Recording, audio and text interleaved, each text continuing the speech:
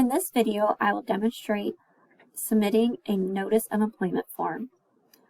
The form can be found on the HR intranet under the Forms and Processes section, Forms for Supervisors, Notice of Employment form. For demonstration purposes, I'm going to fill out the form using generic fake employee information. Following is the information that will be asked of you when completing a Notice of Employment form. The first thing is the employee's first and last name. You'll then be asked to provide the employee's address,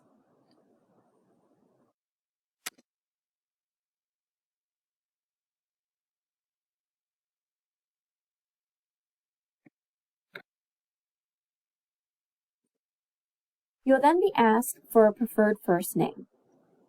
A preferred first name would be, for example, Elizabeth, but goes by Beth.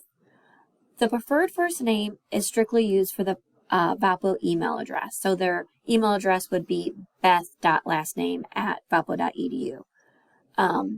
If they do not have a preferred first name, you can simply leave this field blank. You will be asked whether or not you know if this person is a former employee or student or any other relationship to VU. Essentially, we're trying to find out if this person already exists in the computer system. If you know that they are a former student, a former employee, or other affiliation, you can simply denote what their affiliation was. If they have no affiliation, or if you are unsure, you can simply leave this part blank. The next information you are asked is regarding the position you are hiring the person for. So what department are you hiring them to work in? For example, I'm just going to type athletics. Then you'll be asked if the person's primary role is staff or faculty. In this example, we'll choose staff. Then you need to add the location that the employee will work and or that their office will be located to. In this example, I will type ARC. If they have an office number, you will type in their office number.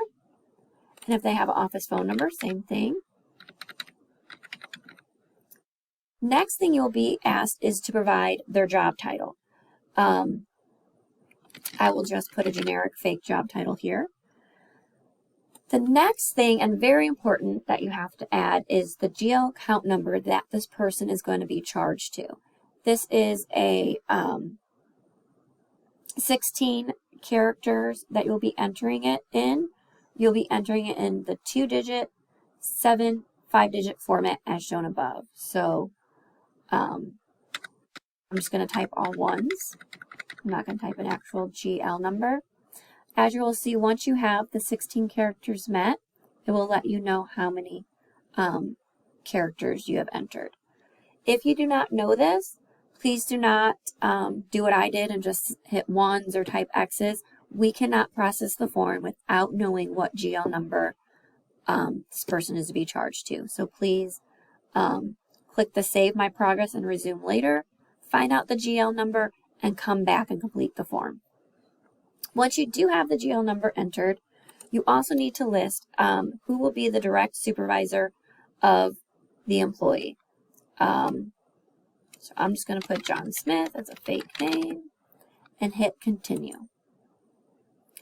The next information we are being asked is regarding the employee's employment information. So what day are they going to start employment? Typically, people should start on the first day of a new pay period, and we do need typically 5 days for business processing for someone to be hired. So always try to look at the current payroll calendar and select a day that is on the beginning of a pay period. I'm going to select January 8th. Next up, you would select the employee's employment status. So if they are full-time, regular full-time, or limited full-time, regular part-time, or limited part-time, or if the employee is a temporary employee.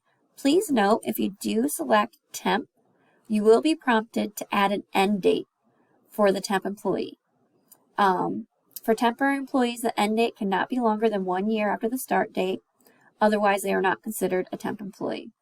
So for this temp employee, I'm going to put that they're going to work here for 1 month. So I'm going to put till February 8th. Next, you'll be prompted to add the pay information for the employee. So will they be paid salary or hourly? If you select salary, you'll notice that you are being asked to provide a bi-weekly pay amount. If you select hourly, you're being asked to provide an hourly pay amount.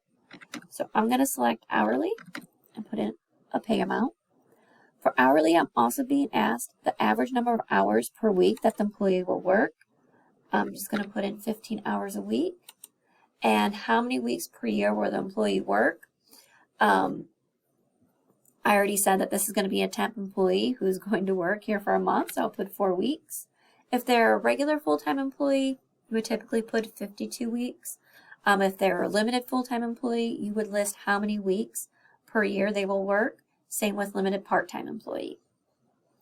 The next question is, will system access beyond a Valpo.net user ID and password and email account be needed? Such as, do they need access to Blackboard or Colleague or Adirondack? If yes, you select yes and you add notes for the system access that they need. If no, you can simply hit no and you won't be asked, or you can also do unsure at this time. By selecting yes, information will be sent to IT regarding the additional access that they need, and it will get you a head start in making sure that the new hire gets access right away to all the systems that they need. You as a submitter will also need to submit or enter your email address.